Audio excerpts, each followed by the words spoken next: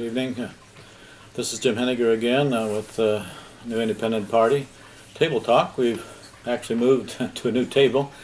The greenhouse front porch there is too dark tonight, and I thought we'd try it here in the kitchen in the house. We have the Christmas tree in the background, so I'd like to get into another session extending from the last one, in which I suggested that if this Earth civilization is going to move to a higher civilization, we need to kind of go through some gateways or knowledge points, if you wanted to call them that have us looking at ourselves and our purpose here, maybe even how we got here, in some different perspective. We're not going to be able to understand being at a higher civilization until not only the technology gets there, but also how we look at the world and how we look at ourselves. So I presented some pretty controversial kinds of ideas in the last one, suggesting that maybe part of that coming to realize where we're at and who we are involves understanding that we're not as special as we think we are. This whole idea that we're special in the universe is kind of ridiculous. There's billions and billions of planets out there that could have intelligent life on them and new different civilizations other than our kind. And there's no guarantee that our civilization is going to survive. So it would appear that we have to understand that there's other life out there, there's other intelligent life out there. There's probably some civilizations that are millions of years older than us. And we also have to realize that they're going to have different technologies, more advanced technologies. They're going to have energies, and they're probably going to be able to work with other dimensions that we really haven't even discovered yet. So tonight I would like to give us some idea of how these levels of civilization may have come about and how that impacts us today.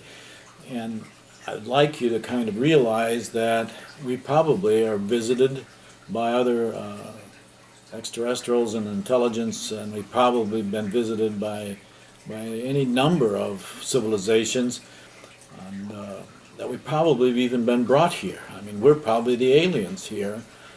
Which is hard for us to understand, and it runs so counter to evolution that I would like to spend a little time tonight on why I think that's not really the case here on Earth. I think there's probably evolution, and we know that it happens with planaria and micro kinds of cells.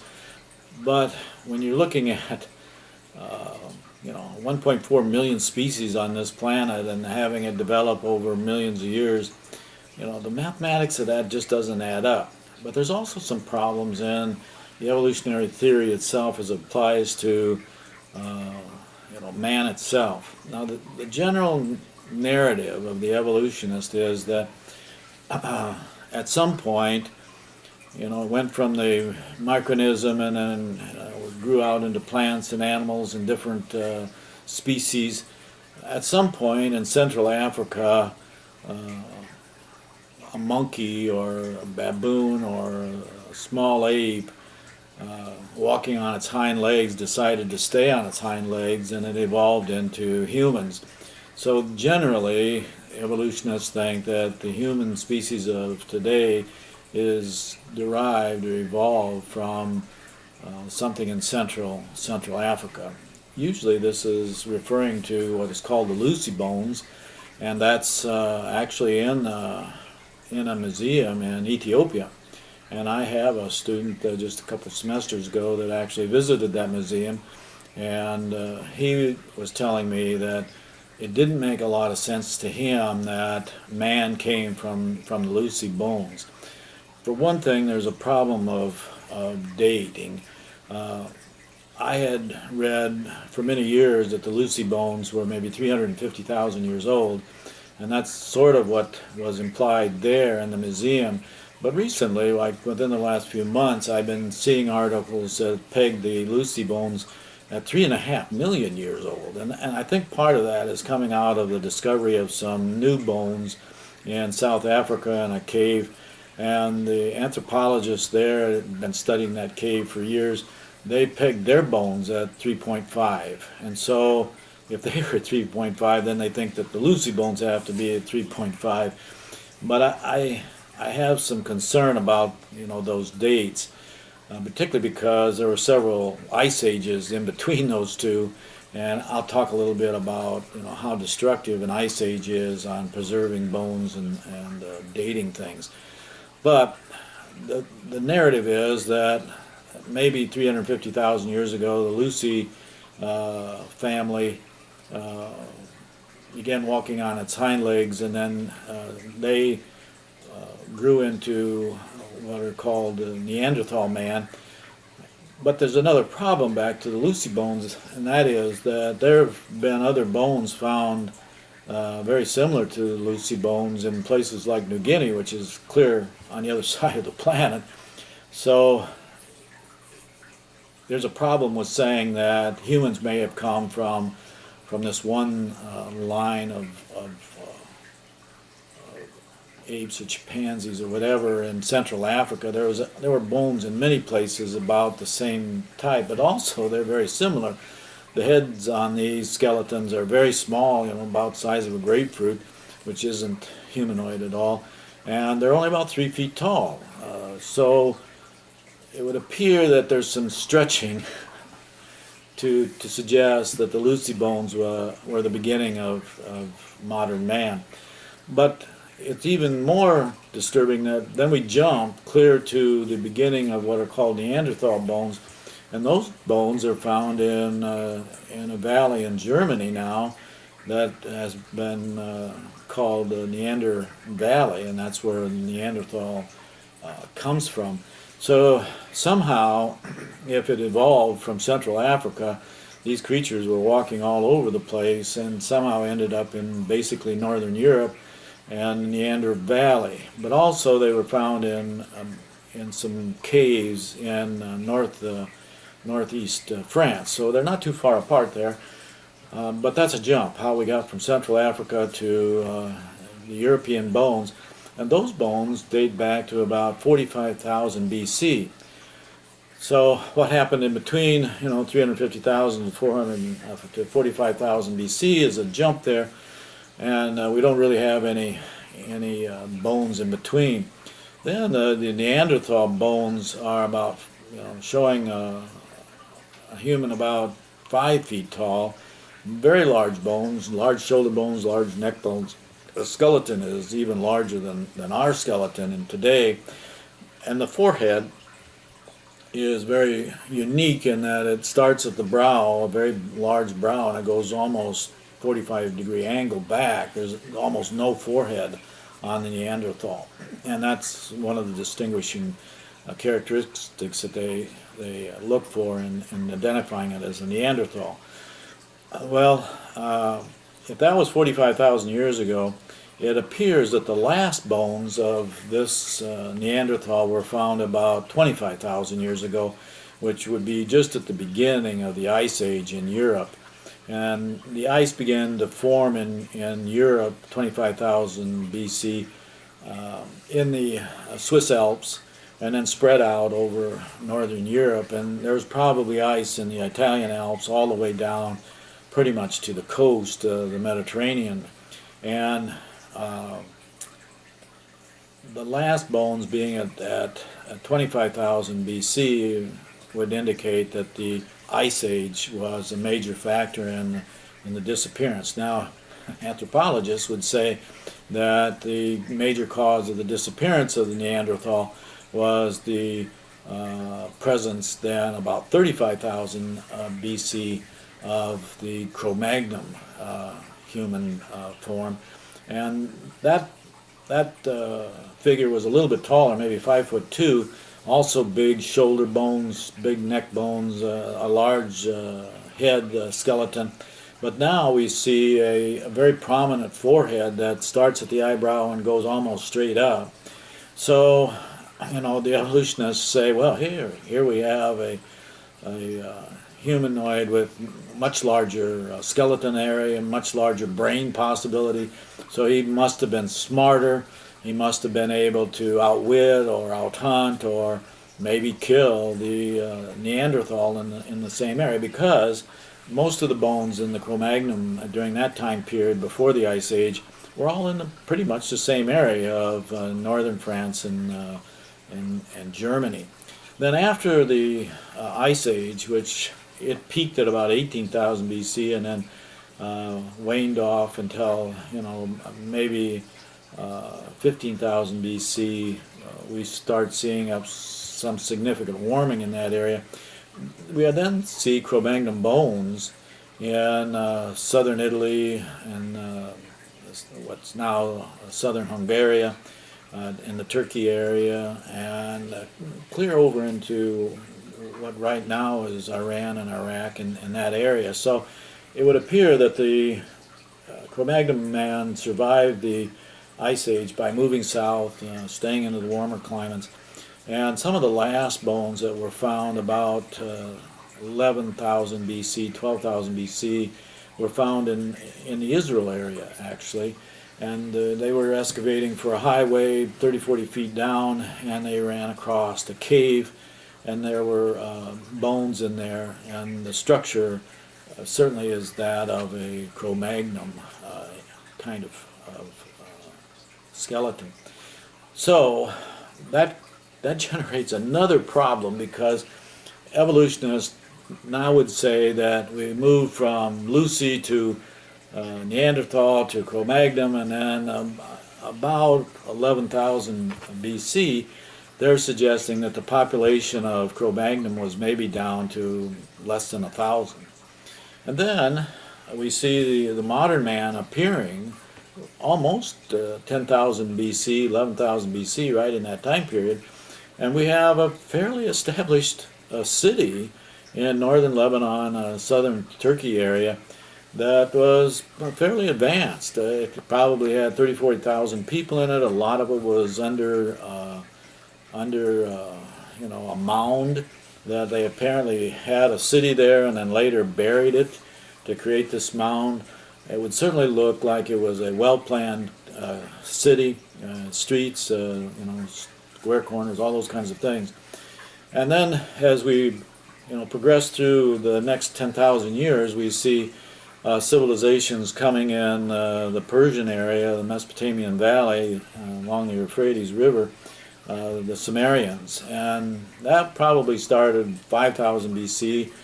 And at the same time, we started seeing civilization in the Egyptian area. The Egyptian civilization was starting there.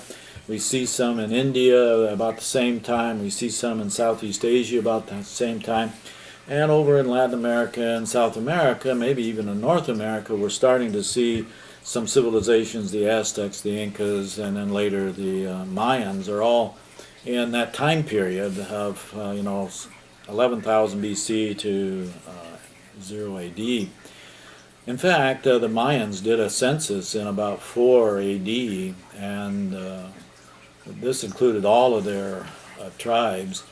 It came to over 5 million people just in Latin America and South America associated with the Mayans. And it appears that the Egyptians also had a census there. There was probably several million people in that area. There certainly was cities, villages along the Israeli, Lebanon, Turkey coast, that area. And there were a lot of different civilizations in the middle area there around where the Sumerians were. And so it's hard to tell what those populations were, but they all probably could have been close to 1 million or more. There certainly was 1 million or more in India and 1 million or more in the China, Southeast Asia, Japan area. So, overall there could have been 10 million people in that time period from 10,000 BC to 0 BC. And the question you have to ask it, where did these people come from? If the Cro-Magnon had come down in 11,000 BC to less than 10,000, and all of a sudden we have humans running all over this area, and certainly within 10,000 years, which is a long period of time.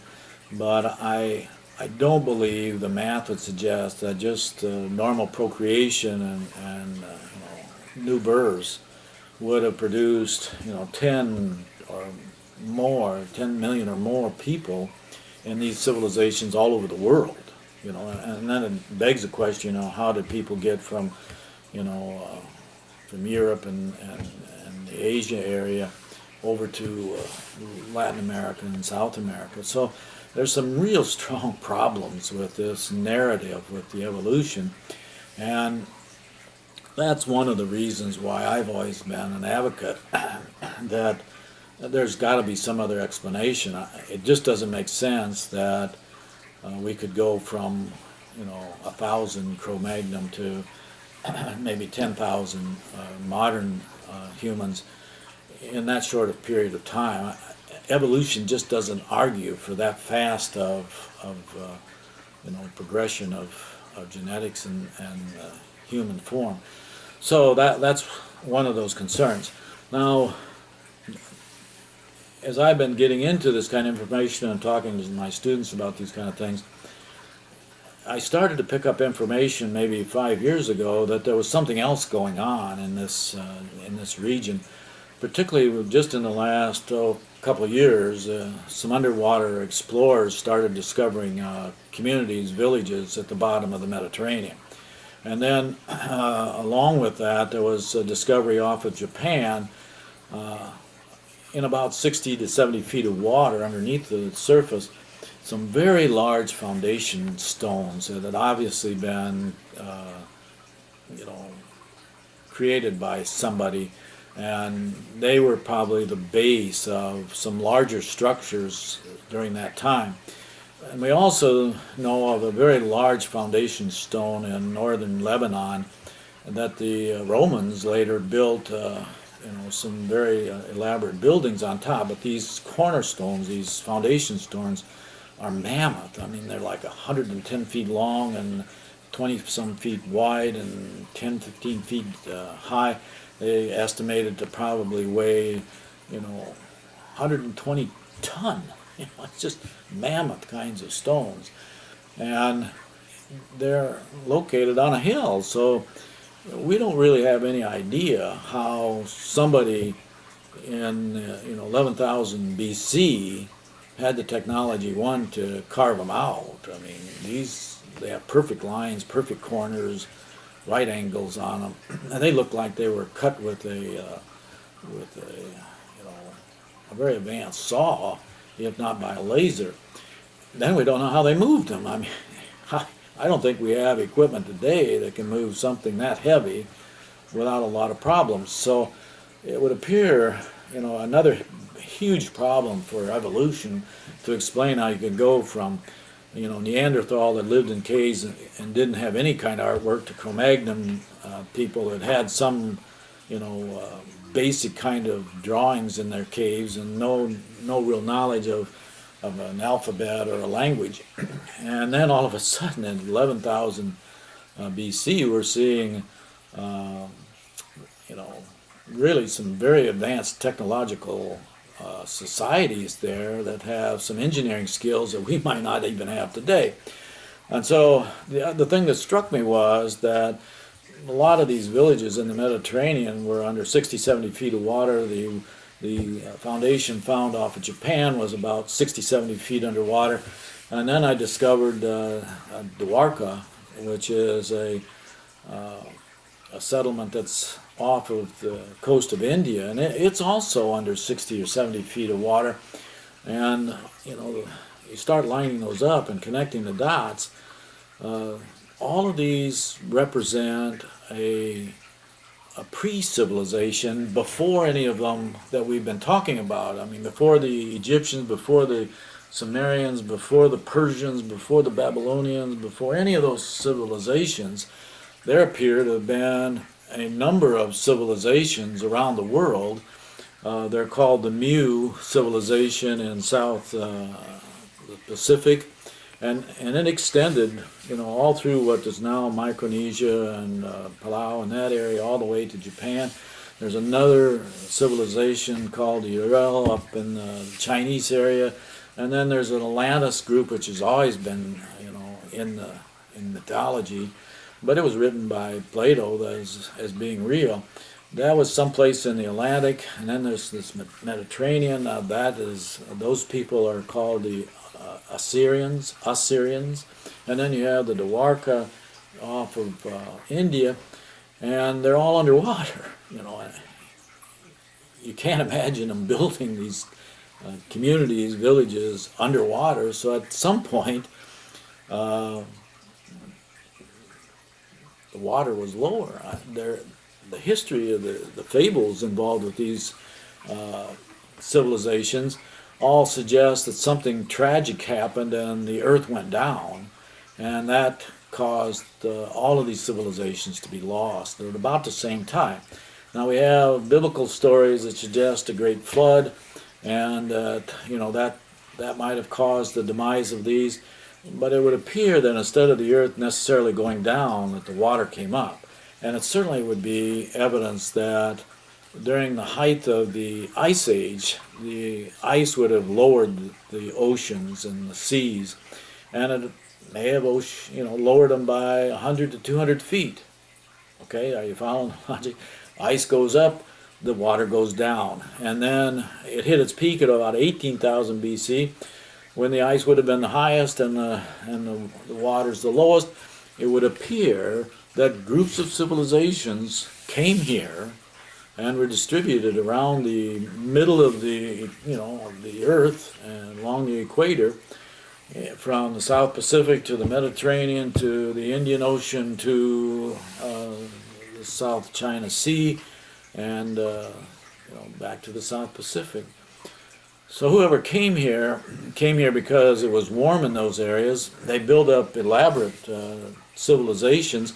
And just from the information that we have, there's quite a bit of literature that comes from this time period in the Indian culture. There's less with the other cultures, but there's still remnants of that heritage. There are people that live on the islands in the South Pacific that have these stories, these narratives about the Mu civilization, and it was very, very advanced. These people not only had language and alphabet and numbers, but they were very interested in astronomy. They had an education system apparently that required more than 16 years after what we would call high school. They could travel quite extensively, and there's some evidence, in the actual artifacts found in the waters along Palau and some of these islands, that would appear that their statues were very similar to Egyptian statues. So there appears to have been some ability for them to travel. Somehow the people in South Pacific knew about the civilizations in the Mediterranean and the Indian and Chinese civilizations. So we're talking about civilizations that had great engineering skills, they had great educational skills, and somehow they could travel. It would appear in some of the artifacts that they could actually fly. They had some vehicles that could take them great distances in the air. So you're probably saying this guy is off his rocker, but I'm not making any of this up. There's organizations, there's tens of thousands of scientists and archaeologists that are investigating these. Some of these sites, like Dwarka, has been off limits by the government. There's actually a site in our Grand Canyon which suggests a civilization might have been there that had caves that maybe over 50,000 people lived in. There's some cave structures in south central Turkey where maybe as many as 50,000 people lived underground there, and were then used again by later civilizations, even into the Christian era, beginning of the Christian era. So I'm suggesting that we've been misled, misinformed about,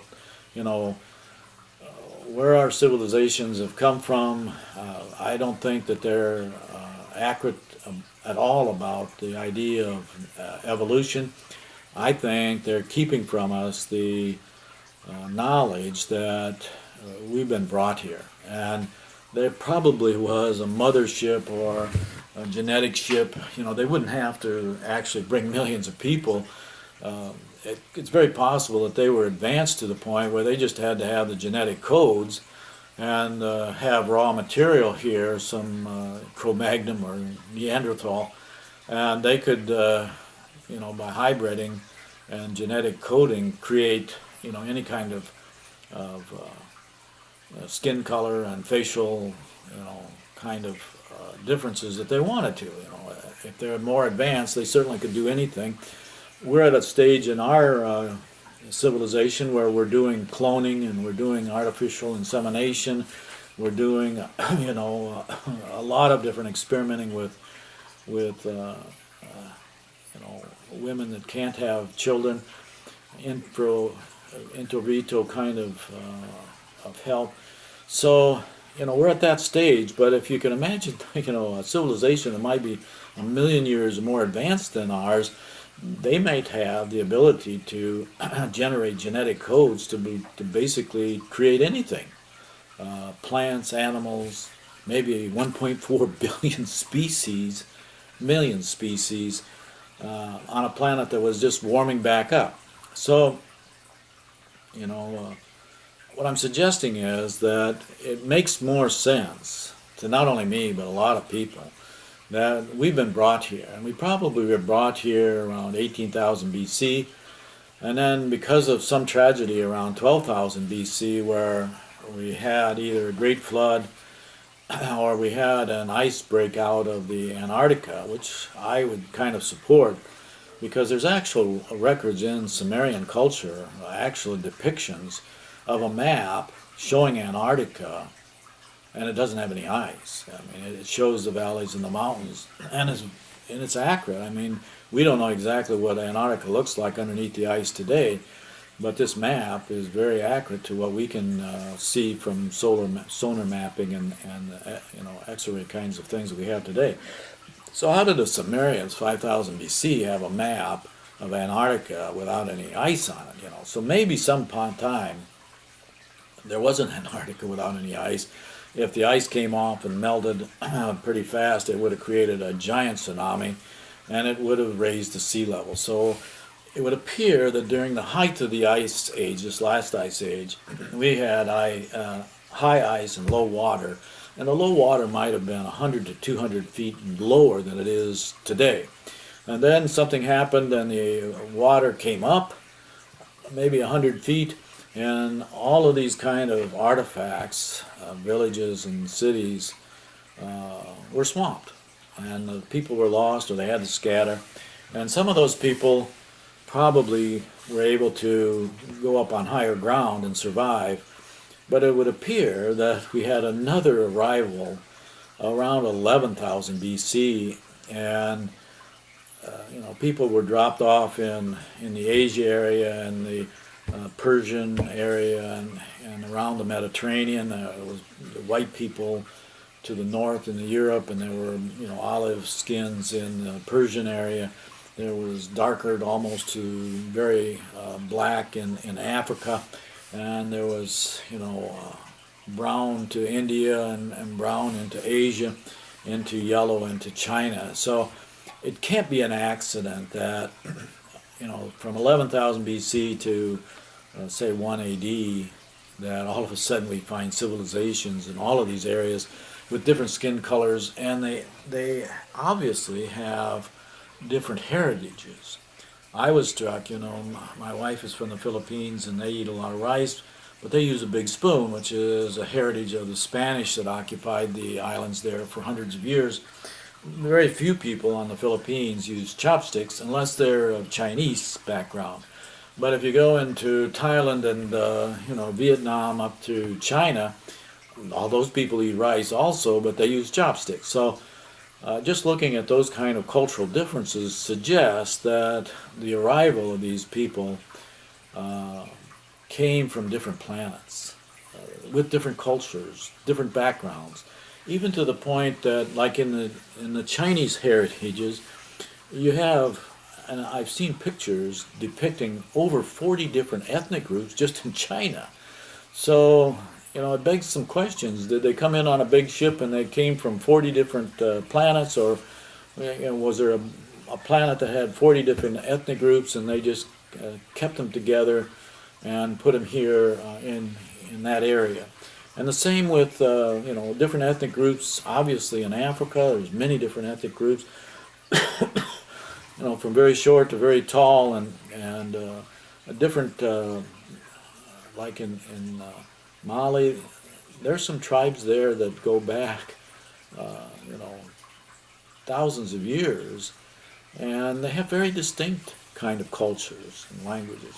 It's very interesting that there's a tribe in Mali even today, and it hasn't changed very much, but they have a religion that had to have come from when they were slaves with the Egyptians building pyramids, because they worship the eclipse of a sun on a different planetary system, one that has two suns, and somehow this tribe in Central Africa knows when the eclipses are of their two suns on this other planetary system. And that kind of connects to some of the epics stories in the narrative from Samaria, which suggests that at some point there was some visitors from another star system that had two stars, and they were a watery planet. And these people were very advanced engineers. There were 6 brothers that came in the first arrival, and then they brought back 600 engineers, and they spread out. And all of the places where they created settlements or villages or whatever were almost identical to the very same civilizations that I've just talked about, the pre-civilizations. And their purpose was to come here to gather gold. And all of these civilizations have had some connection to gold. Just look at the history of the Mayans and the Incas and the Aztecs, and also the Egyptians had a fondness for gold, as well as the other civilizations. But anyway, they had to have gold to take back to their solar system, because the suns were warming up and their watery planet was getting too hot to survive. So they were going to grind up the gold and put it in the atmosphere to reflect some of the sun's heat. And they were here on a mission. Now, the interesting thing about that is, in that narrative in the Sumerian text, they describe these first engineers having to go to some authority, and that authority was called Rai, which is also the sun god in the Egyptian civilization. And so some of these civilizations are crossing narratives, and we're seeing it in a tribe in Mali today. They still practice this religion. Interesting enough, there's another Indian tribe, not Indian tribe, but African tribe, about 1,000 miles from this one in Mali, and they practice the same religion, the same dates for eclipses, and they don't communicate. I mean, these two tribes didn't even really know each other, but they have identical kinds of religious practices. So, they have some kind of connection that goes back to possibly these visitors from another planet. And there's some suggestions in that narrative that these people knew about breeding and genetics, and that they mingled with the creatures that were here to create specialized miners and those kinds of people. But they also may have been involved in some of the hybriding genetics, that we just talked about. But it certainly appears that there was another civilization that was sort of the overseer or the protectorate of us on this planet. And that suggests that there's levels of civilizations. There must be some civilizations that are older and more knowledgeable, and that suggests some levels above us, certainly older or wiser than our civilization. But this also suggests that that we might have to look at ourselves differently. If we look here on Earth, we can see different levels of civilization right here. For example, we'd have like a level 1 civilization that we might find in the primitive areas of the Amazon or in northern India. Now, these tribes stay in one location. They live off the land. They're very primitive, no languages really. They have some customs that are unique to each one of them. So that would be a level 1. A level 2 civilization, we have some of those where they move around maybe several hundred miles for hunting and gathering of things, but they don't really take animals with them. The level 3 civilization are marauding kind of nomads, and we still have those kind of tribes in Africa and also in other places that Indian tribes or native tribes are constantly moving around. So that would be a level 3, and they would probably have some domesticated animals that they take with them, like sheep and dog, horses, cattle. Okay, so then a level 4 civilization would be similar to what the civilizations we're talking about in ancient Egyptian culture and the cultures in the Sumerian area and the Indian and Chinese cultures, probably from 7,000 BC to 180, that time period. So they would be level 4. They were sometimes called the Bronze Era, and they were using metal, and they were very advanced in their engineering skills. So you can't, discount that these people, at least at one time, had some very advanced knowledge, very advanced knowledge base. Now, they didn't have telephones or electricity, but they might have. I mean, there's some evidence that the Egyptians had light bulbs of some sort to light up the inside of the pyramids. There's also a question that comes up that it might have been the Assyrians in that early pre-civilization of the Mediterranean that actually built the 3 big pyramids at Giza, and maybe the statue out in front that is still there with the nose broken off of it, and maybe some of the other more grandiose kinds of buildings along the Nile there, just because of the architecture and the design. These pyramids at Giza are almost perfectly designed, and they're huge, and we really can't figure out how they were built, even to today.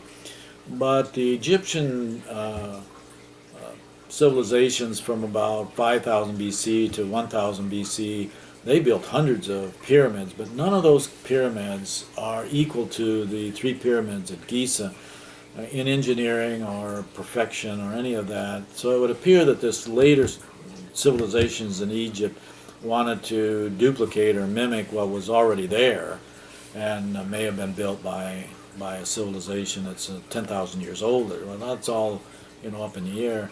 And I'm suggesting that we really need to gather a lot more information. What's been happening is we're seeing this information suppressed. In many ways, people that get into this are ostracized. You can read stories about archaeologists that get into these theories, and they get fired from traditional schools. So we have to break through this knowledge barrier and find out as much as we can about all these civilizations and how it's possible that they could have had such advances thousands and thousands of years ago. In fact, in many cases they may have been even smarter than we are today in some of their engineering feats. Now, one thing that comes out that if we're talking about levels of civilization, we're probably now in a level 5 civilization. We have mass manufacturing, mass marketing, mass communication. We certainly have allowed billions of people to come onto the earth because of the Green Revolution and agriculture. And it would appear that we're maybe at the top of a level 5 civilization. And I say that because we're getting to the point where our technology could actually destroy us, and not just in war kinds of things like mass weapons of mass destruction, but even just the fact that we're using so many chemicals in our agricultural, chemicals in our food, chemicals in our everyday products, that we've increased the cancer rate dramatically. I mean, we didn't have heart disease, significantly until the 1950s, and then by the 1970s and 80s, we started seeing, large numbers of people getting cancer. It went from like one person in 100,000 getting cancer to now we have maybe 1 in 9 women getting breast cancer. That can't happen by accident. That's happening because of how we're using technology and misusing it in some ways. So our technology has gotten us to a point where it really could knock us off and make us disappear. And we've also created some pandemic kinds of diseases that if a new one came along, and we now have some superbugs that even our medicine can't take care of, we could have a pandemic that was just tragic, and literally billions of people would die from it.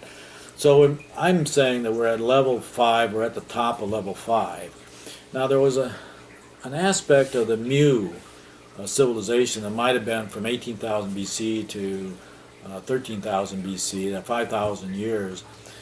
They take a lot of pride, even to today, the people that say they're ancestors of the Mu, that was a very peaceful time period. There was never any wars, there was never any terror or anything like that going on.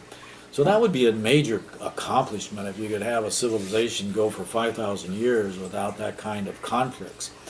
Now, that isn't the same kind of story narrative that you get from the Indian culture or from the cultures coming out of the Incas and the Aztecs and the Mayans. Those cultures bring forward some stories that would indicate that there was warlike conditions, and that weren't being brought by the people that were living on the ground. They were air battles. The Indian literature that comes out of this time has some very dramatic kinds of warlike scenarios where different alien creatures were battling each other, and that's also what we get out of some of the cultures from the Aztecs and Incas and the Mayans.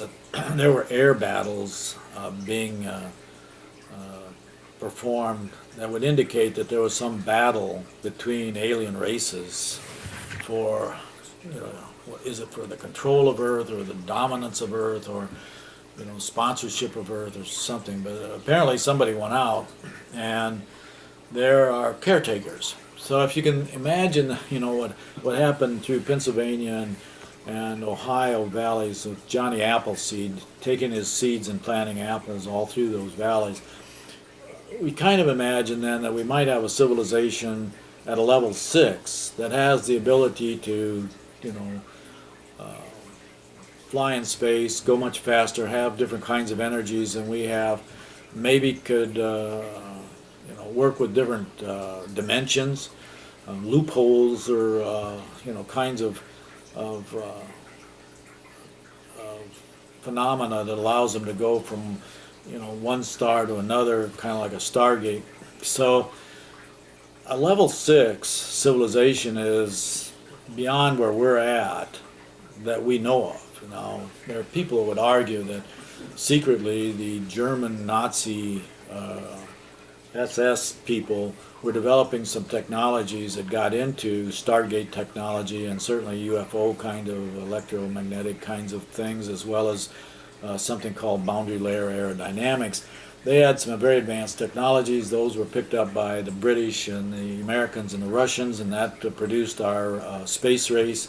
The rocket, solid fuel rockets really came from German technology and the U-2 rocket. So we have some evidence that there were people in the 1930s that were developing some very advanced technologies. There may be some evidence that we have Area 51 technology being produced. And there are people that argue that we have secret technology where we've been out into the moon and Mars with these technologies, and we have secret bases on the moon, and some pretty wild stuff. But who knows? I mean, I couldn't prove it one way or the other either. But it would appear that the technology is moving in that direction, towards a level 6. Now, in my opinion, a level 6 not only would have that technology to go from planet to planet, and they might have that responsibility or ethic to sponsor, to be a protectorate of that planet as it was coming out of an ice age or some kind of natural calamity. And I've talked about this. There's probably 1% of all those heavenly bodies out there that are in some way, going down or coming up from natural kinds of things that happen. Now, there's a scenario. I'll just mention this here, but I'll let you do some research on it.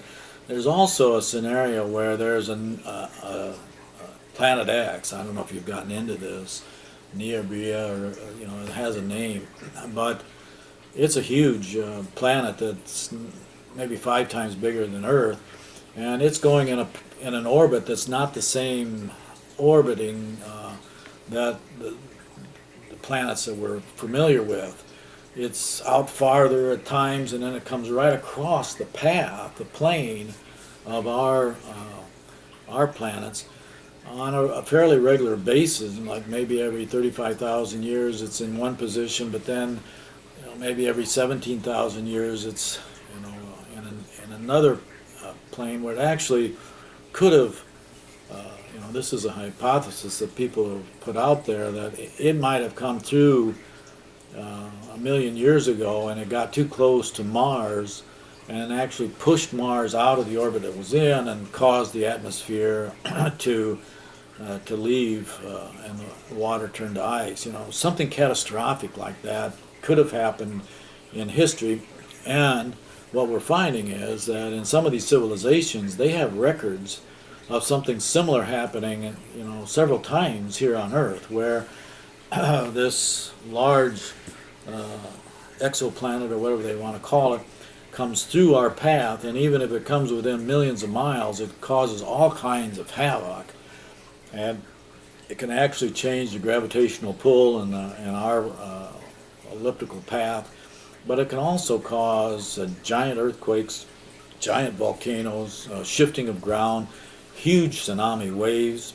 So the scenario of, maybe 12,000 BC having a catastrophic event which involved, the seas coming up, may be grounded in some natural phenomenon like Planet X. Now, I bring this up because if you go on YouTube, which I assume you're doing to even see these, you'll see all kinds of videos saying that Planet X is very close. In fact, we were supposed to be able to see it sometime this month in December, and if it's coming close this time, it could come very close to us, within hundreds of thousands of miles, and cause a lot of havoc here on Earth. And if this is all true, it could arrive sometime in March or April of 2016. Well, I kind of take this similar to what we saw with the Mayan calendar. Everybody got afraid that at year 2000 everything was going to fall apart. I'm hoping that it's not true. But I urge you to do some checking on it, because it's a catastrophe that if it came and nobody was aware of it, couldn't prepare for it, and it would appear that if it's coming, the U.S. government and other governments aren't even going to tell us about it, because it would be such a calamity that nobody could, survive, or most people wouldn't survive. The real controversy of it is that it would appear that the elite, the military, and some of the people that are preparing for this have actually started building underground protected dwellings. And maybe over 100 underground cities have been built in the last 20 or 30 years. It's all very controversial. I don't know that you can prove it one way or the other, but I'm mentioning it because it's another variable that could have happened 12,000 years ago that would have changed a lot of the history of these first civilizations, and then opened it up for, the kind of weather patterns that we saw then after that. And the weather patterns obviously have not stabilized. I mean, the Mayans lost their civilization because of lack of water. That changed dramatically. The Sumerians lost their civilization because Euphrates dried up. Change of weather. So we see these changes in history, and we're not really being told, I don't think, the truth, or the mainstream knowledge base is being restricted. So we're not being told about all these things, and we're not being told about alien visits, or what a level 6 civilization might be, a caretaker civilization. But in my opinion, if you're looking at a level 6 civilization, somebody who's maybe 1,000,000 years older than us and has survived all kinds of consternation that we're seeing today, in my opinion, they would have gone through the very gates that I'm suggesting. They would not be, so enamored by themselves. They would have gotten over that. They probably would look at history in a way that would suggest that you have to get along, you have to cooperate. I think if they brought us here, that they probably gave us some tests, and those tests would be things like, can you take care of this planet? Are we taking care of the planet? No. Thousands of species disappear every year.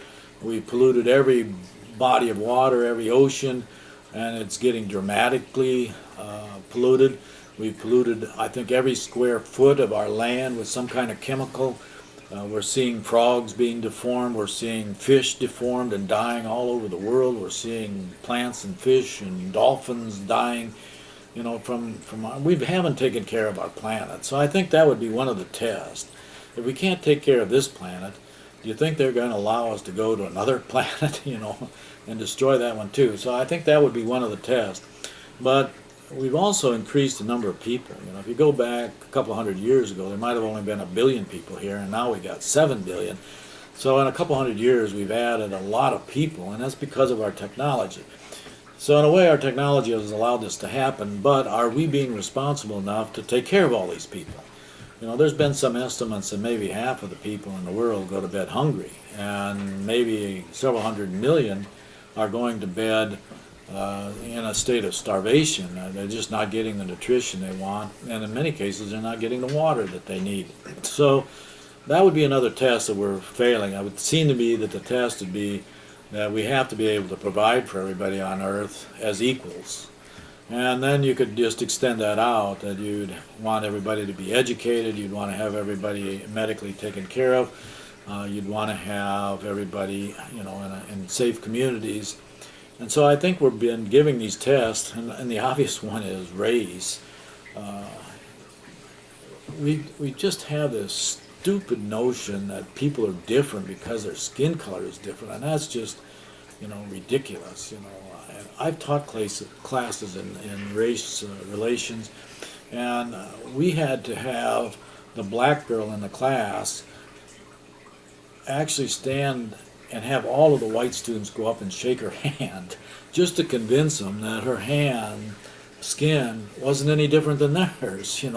So we have some tremendous things to get through or get over, and I think this getting along and proving that we can cooperate on an international level as one civilization, I think that's critical, and we're not passing that at all. But I would think level 6, they would want that. They would want to see us be able to get together, have all the food problems and the water problems and the pollution problems and the global warming problems.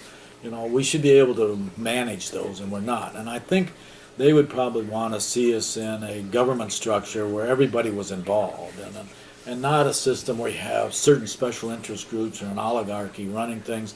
I think they would want to see an economy that was much more participatory, employee-owned companies and sharing of the profits, a much smaller division of equity between the top and the bottom. These are all very reasonable kinds of things, but we're not doing any of them. I don't think we're passing any of these tests. So I don't think, if there are caretakers, they're going to be too excited about us coming out into space and, going to places like the moon and the Mars and colonizing these places. Because I think they would fear, just like anybody should, that we would just duplicate our own problems there. And that doesn't make any sense. So I think a level 6 civilization is more advanced, and they're probably the ones that are our caretakers. They're probably the ones that brought us here. Okay? They have the technology to do that. And then we have to imagine what a level 7, a level 8, level 9 civilizations might be like, because there's obviously a chance that there's, people that have been around not just 1,000,000 years, but maybe 1,000,000,000 years longer. And so I think if we move to a level 7, we're probably looking at civilizations that can, move around our galaxy with pretty much at ease. I mean, there has to be stargates or these kinds of areas where you can go from planet to planet or star to star. I think level 7 has that ability. They can just move around, and they probably are the authoritative group over level 6. And then you would want to think that there was some ethics about that, and I've had some hints, and I can get into that at some point. We've had people that have had extraterrestrial experiences with people in strange craft who've told them that, they're here as an observer, they're here to watch, they're reporting back to a higher authority, and they have some ethics about it. They can't change our history, they can't interact with people to make things, dramatically change. However, it would certainly appear that somehow we've had influences from maybe more advanced civilizations and what are called simultaneous inventions.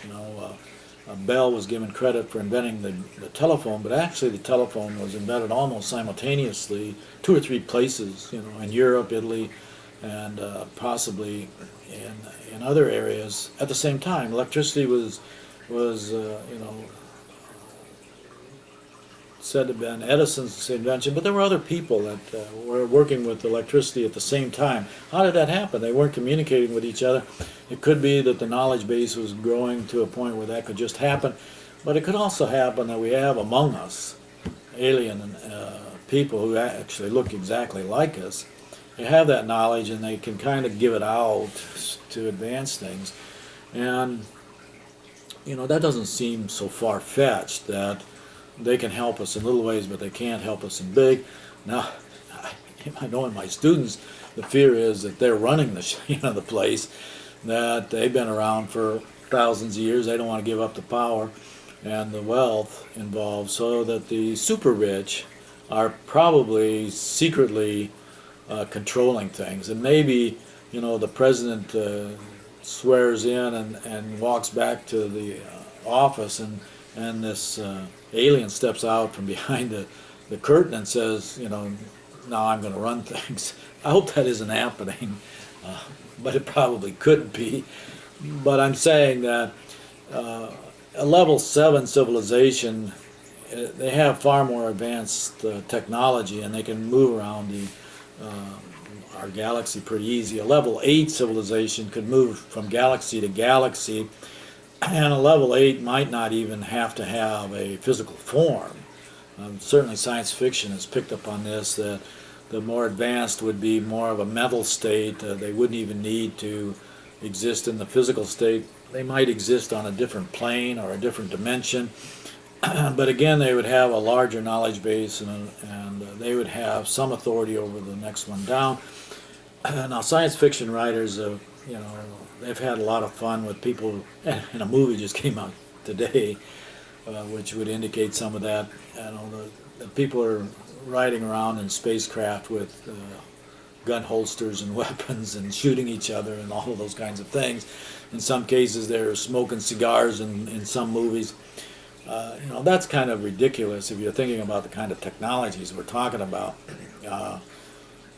If you looked at just the incremental kind of application of power. If you go from the Chinese inventing gunpowder in the 1800s to, the development of atomic weapons in the 1940s, that's an x to the 10th power of exponential growth, from that time period. Now, if you take x to the 10th above the atomic weaponry, you have a situation where somebody mentally can move two stars together, or two heavenly bodies together, and create one mass of very hot molten lava, and then spin it and hollow out the inside to make a very large spacecraft, and then move it into a position that could become the moon, like our moon. In the Sumerian culture, there wasn't always a moon. It just all of a sudden appeared,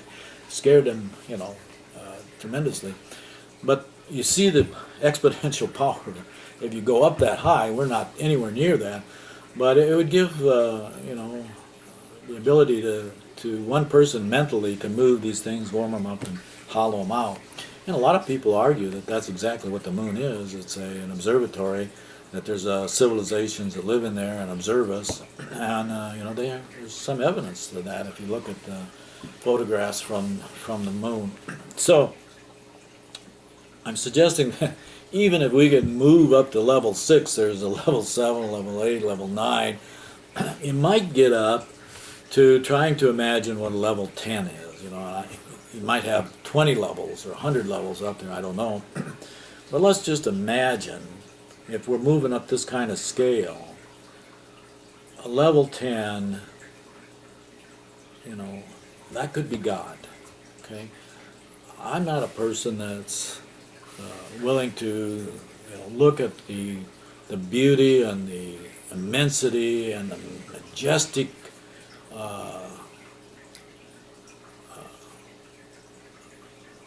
universe. It's just phenomenal. And I don't think it happened by accident.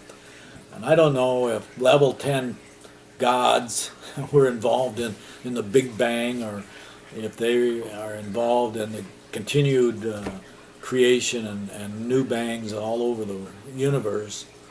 But it certainly looks like there's overall purpose, overall kind of grandiose planning to all of this, because everything works. It's not like there isn't change, there isn't some chaos in there isn't some randomness like this Planet X coming through. Maybe that's to just keep things stirred up and changing all the time and creating challenges for us. But I think we need to know about them. I think we need to have more willingness to look at things outside the mainstream in these areas. And it should give us the challenge to want to move to level 6. We are moving in the opposite direction. We're moving into a future where only a few people survive and they have total control over everything. That's not a future I want for my kids, my grandkids. I want us to move to level 6 so we can all get along, and we can appreciate that there's differences between us, but we should be able to know where we came from, who designed us, and what that implies to how we're doing things today, how we apply technology, what kind of limits do we have on technology. And I'll get into this in another time. It has tremendous implications for our own personal health. It would appear to me that we're going down the wrong path as far as our personal health, because we've gotten to the point in the last 50 years where people assume they're not well unless they're taking medicine. And I saw an ad the other night that said 7 out of 10 people are taking prescription medicine. And I've seen statistics that now we have more people over the age of 65 who now have 10 or more prescriptions from 3 different doctors. And this is great for the pharmaceutical companies and the medical community, but I think it's tragic for the human race. I think we're giving us these cancers and these kinds of diseases that are coming up, and probably are going to open up the door for a tremendous pandemic, because we have superbugs and superviruses that we can't counter in the future. And it's because of how our lifestyle is. We eat too much sugar, we don't drink enough water, we don't exercise enough, we're overweight, and all of these things are connected to a lifestyle related to the technology. And if you go back and you just say, well, maybe a level 7 civilization or level 8 civilization designed hundreds or thousands of humans to put on thousands and millions of planets over millions of years, you have to ask, would they design a body that had all of these problems? And I don't think so. I think we need to discover more about our oceans. We need to discover more about what's underground. We need to discover more about ourselves, but we need to discover a lot more about our body, because I think our body probably in the long run is going to show that it can take care of itself a lot more than we are. And we have to get through this gate of thinking that the only people that are well are people that are taking medicine. And the truth, I think the only people that are well are people that don't have to take any medicine. I don't take any medicine. I'm 67. I don't have any prescription medicine. And I don't see why people should think that that's being well. So we're going to get into that. I think we need to look at ourselves different, and I think looking at the possibility that there's a level 6, a level 7, level 8 civilization out there, people that are smarter than us, have a broader knowledge base, they have things that they can teach us. I don't think they're going to be comfortable coming and visiting us openly until we have that knowledge. Does that make sense to you? Okay, so I don't think they're going to come and knock on our door and give us a menu board of what we have to do. I think their ethic is, if we're going to make it, we got to make it on our own, for the most part on our own. And if we don't make it, another mothership's going to come in and replant if we don't destroy this planet, okay? Or if it doesn't get destroyed by Planet X or some other catastrophe. So, I don't mean to be pessimistic, but I'm very skeptical about the direction that we're going today. And it's not just politics, it's not just economics, it's total kinds of culture and knowledge that we need to open up on, and we need to be smarter. We can do better, okay? I'm sure we can do better, and we can leave a future to our children and grandchildren that's better than what it looks like now, okay? Thank you.